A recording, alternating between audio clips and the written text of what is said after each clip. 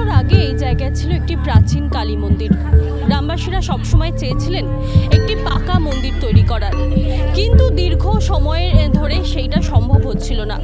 আপাতত 10 বছরের চেষ্টায় এখন এই মুহূর্তে এই জায়গায় একটি পাকা মন্দির তৈরি করা হয়েছে। আমি দাঁড়িয়ে রয়েছি বেগমপুরের খরসরাই সাধুরতলা এলাকায়, এবং এখানেই আমি যেমনটা দেখতে পাচ্ছি যে একেবারে আমার পেছনে একটি দক্ষিণেশ্বরের মন্দিরের আদলে একটি কালী মন্দির তৈরি করা হয়েছে এই মুহূর্তে। এবং যেটা আমরা জানতে পারছি প্রায় 200 থেকে 250 বছর আগে এখানে ছিল একটি প্রাচীন কালী মন্দির। এখানে পুজো হতো এবং সেই মন্দির ছিল টিনের চাল এবং প্রায় ঝুপড়ির মতো, এবং এখানকার মানুষের ঐকান্তিক প্রচেষ্টায় ক্রমে এই মন্দিরটি তৈরি করা হয়েছে। এবং যেমনটা আমরা জানতে পারছি যে সকালের দিকেই একেবারে শুরু থেকেই সারাদিন ব্যাপী একটি পুজোর অনুষ্ঠান করা হয়েছে, সারাদিনব্যাপী পুজো চলেছে। এবং যেমনটা জানাচ্ছে যে ব্রহ্মদত্ত ধাম, যে স্থানীয় ব্রহ্মদত্ত ধাম, সেখানকার মহারাজরা এসে এই মন্দির উদ্বোধন করেছেন।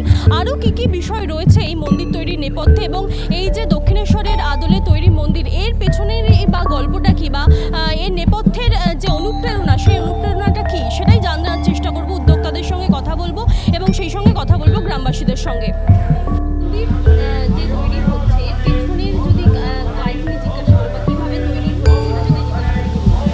মন্দির বলতে প্রথমে এটা খরসরাই সাধুরতলা কালী মন্দির।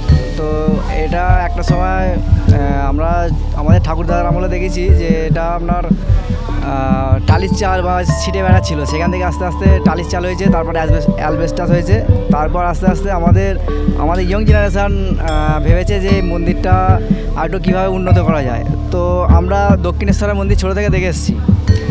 তো দেখে আসার ফলে তারপর আমাদের মধ্যে একটা ইচ্ছা জাগে যে আমরা এই ধরনের যদি মন্দির একটা করতে পারি পাড়ার মধ্যে। তো আমাদের ইয়ং জেনারেশানটা এগিয়ে এসেছিলো যে আমরা এই মন্দিরটা এই ধরনের একটা করব। আমরা ওইটাকে অনুকরণ করার চেষ্টা করেছি, কিন্তু কতটা পেরেছি আমরা জানি না। তো ছোটো থেকে আমাদের একটা স্বপ্ন ছিল আমরা একটা ভালো মন্দির প্রতিষ্ঠা করব আমাদের পাড়ায়, যেটা সবাই এসে বলবে যে হ্যাঁ এটা খুব সুন্দর মন্দির হয়েছে। তো এইভাবেই আমরা শুরু করেছিলাম। পাচ্ছেন যে আজকে মায়ের মন্দির প্রতিষ্ঠা হচ্ছে, তো আমরা খুব আনন্দিত এবং খুব খুশি। ভীষণ ভালো লাগছে। আমরা ছোট থেকে অনেক সময় ইচ্ছা করেছিল, কিন্তু সেই সময়টা হয়ে ওঠেনি। আজকে অনেক ক্লান্ত পরিশ্রম, সমস্ত মানুষের ভালোবাসায় আজকে আমরা এই জিনিসটা তৈরি করতে পেরেছি। আমরা নিজেরাও উপভোগ করছি।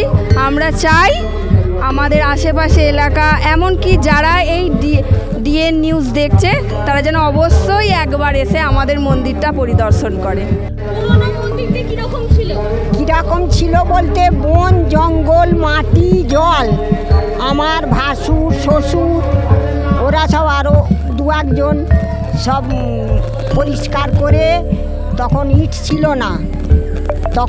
ছিল না, শুধু মাটির বেদি করে আর নারকেল পাতা কেটে 2খানা বাঁশ কেটে তার খুঁটি দিয়ে ওই পুজোটা আনতো, বন্ধ যায়নি 1 বছরও।